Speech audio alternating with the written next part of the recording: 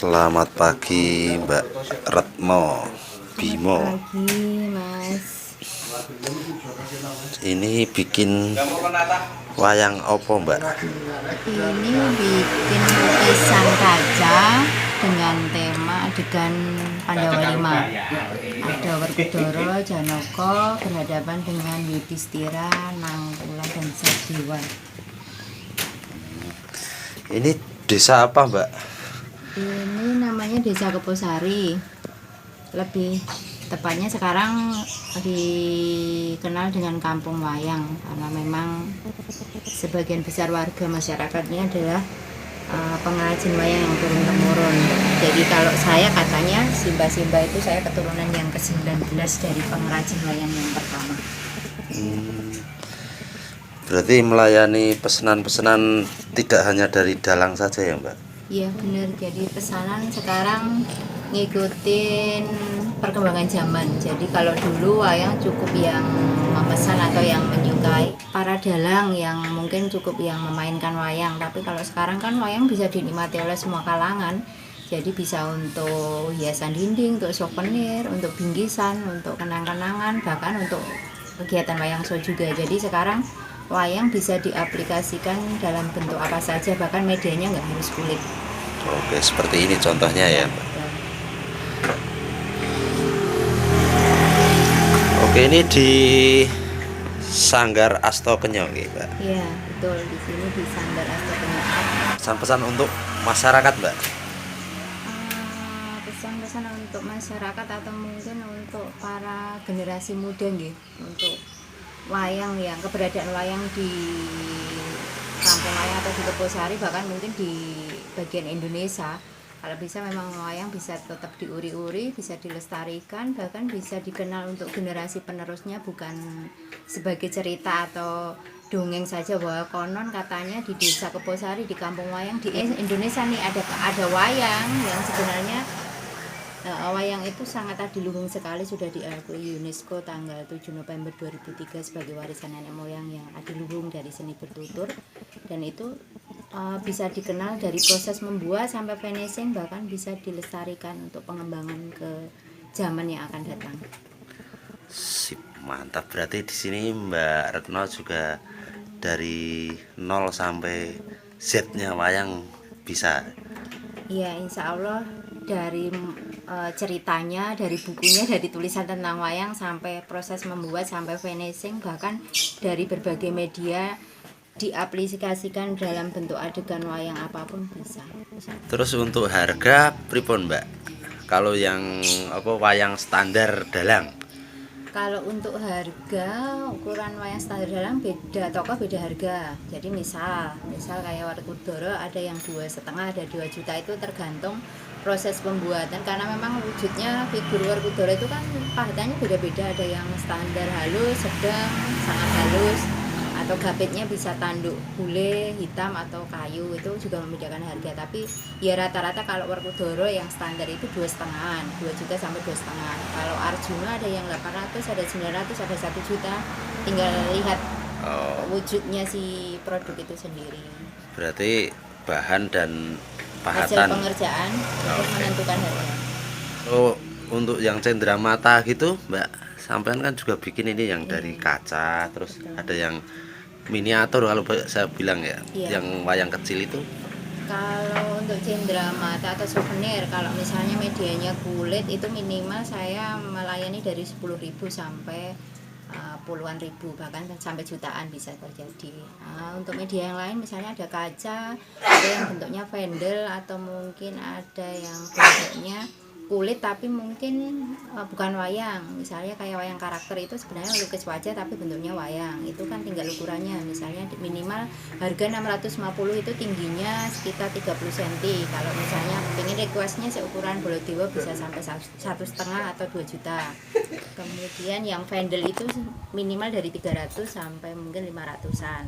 Dan masih banyak yang lain, ada yang misalnya limbah wayang, maksudnya limbah kulit wayang itu kan bisa jadi aksesoris, bisa jadi souvenir.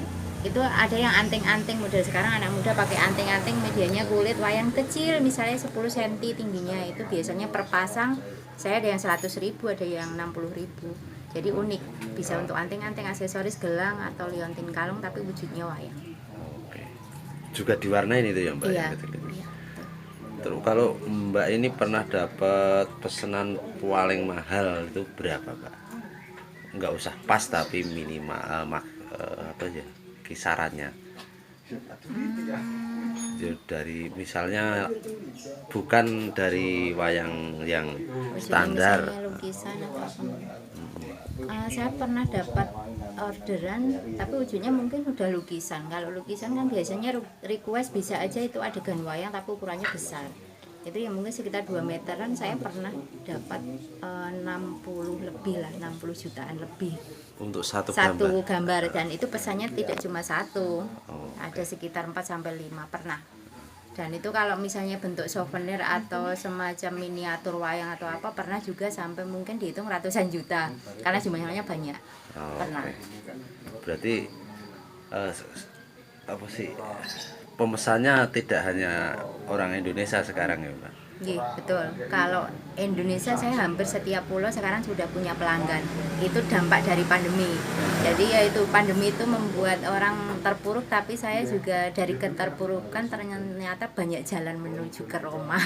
Jadi akhirnya tumbuh kreasi inovasi untuk bikin produk baru yang menarik pembeli, bagaimana saya bisa meyakinkan bahwa oh itu produk menarik meskipun wayang tapi saya awalnya nggak suka wayang jadi suka seperti itu. Jadi hampir setiap pulau punya pelanggan dan alhamdulillah mungkin untuk nasional internasional jangkauannya sudah banyak, orang asing sudah banyak. Apa ini Om? Ini bikin gunungan Ganesha, gunungan kreasi. Oh, jadi bukan pakem ya ini? Ini bukan pakem, yang pakem ada. Ini kreasi, kalau yang pakem di dalam kalau mau melihat. Berapa hari pengerjaan ini Om? Minimal 15 hari. Untuk yang kreasi? Untuk memahatnya. Untuk memahatnya minimal 15 hari. Yang kreasi model. Ini karya Pak Entus. Ini wayang kreasi ini karya Pak Entus.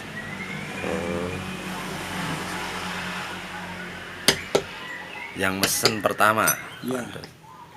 Biasanya yang dari belaknya itu yang gambar juga beliau. Gunungan kreasi. terus diperbanyak. Ya. Nek kampung sini berapa pengrajin Om? Banyak, lebih dari 60 pengrajin. Di daerah sini, mas ke sana itu semua pengrajin. Bahkan menjual wayang sendiri-sendiri. Jadi pengrajin itu ada yang sebagai buruh natah.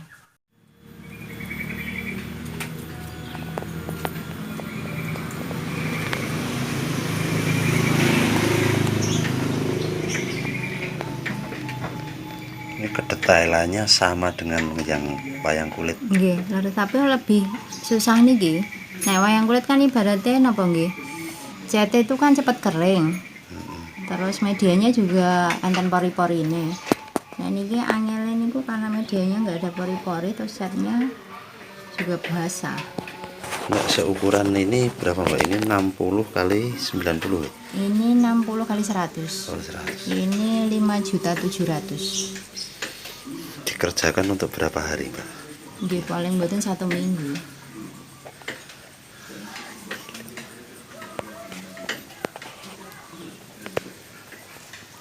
Ini pesanannya orang mana Mbak? Orang Karawang. Pak Joko ini menggeluti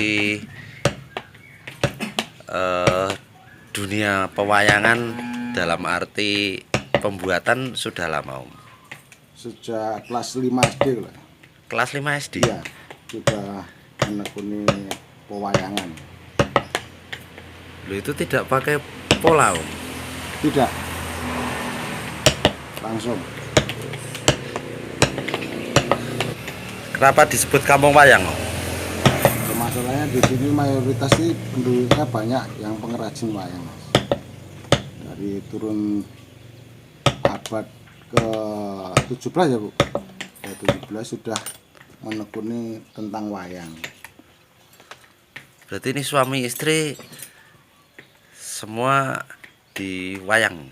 Ya mayoritas wayang, Mas. katanya anak-anaknya banyak yang dikasih nama wayang. Ya, Bener itu? bener Mas. Jadi untuk biar selalu mengenang tentang wayang Mas. Jujur tadi warga sini ini mayoritas anaknya yang banyak yang memakai nama wayang. Tokoh-tokoh wayang. Tokoh wayang ya. Seperti Bima, seperti Pandu, Rama, Kresna. Harapan ke depan untuk para generasi muda, napa Om? Ya, harapannya ya selalu menggeluti tentang budaya wayang Mas. Masalahnya ini tinggalannya nenek moyang yang adiluhung yang tidak kalah dengan budaya-budaya manca Mas. Karena wayang itu kan yang sudah diakui dari UNESCO. Jadi untuk persaingan budaya harus selalu Bangga dengan budaya. dengan budaya sendiri. Oke Om, terima kasih. Jadi berkreasi, mengembangkan hobi, kesukaan hati menjadi profesi. Jadi dianggap ini sebenarnya pekerjaan berat tapi menjadi ringan karena ini kan dari minat bakat yang tumbuh dari diri kita sendiri. Jadi nggak terasa karena kita memang bekerja sesuai hobi atau kemampuan kita sendiri. Jadi dianggap happy-happy saja. Iya, jadi rezeki ya. Amin. Oke deh, terima kasih Mbak. Iya, sama-sama.